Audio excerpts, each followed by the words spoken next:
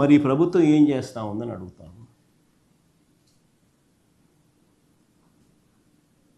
చంద్రబాబు నాయుడు అనే వ్యక్తి ఏం చేస్తూ ఉన్నాడని అడుగుతా ఉన్నా. నిద్రపోతున్నాడా?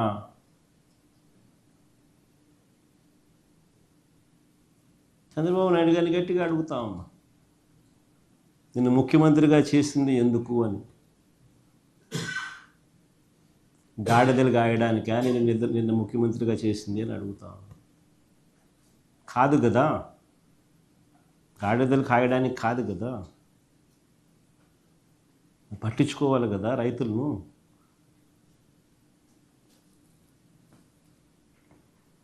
చివరిగా చంద్రబాబు నాయుడు గారి ప్రభుత్వాన్ని చూస్తే బాధ ఎక్కడ అనిపిస్తుందంటే, 600 టన్నుల కోల్డ్ స్టోరేజ్ మా హయాంలో ప్రారంభోత్సవం చేసినాం. ఆ కోల్డ్ స్టోరేజ్ ఆపరేషన్లో లేదు, కరెంటు బిల్లులు ఖర్చు అవుతాయని.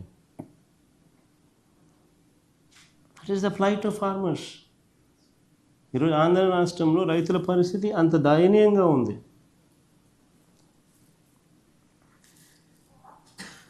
ఒకవైపున రైతుల పరిస్థితి ఇంత దయనీయంగా ఉంది.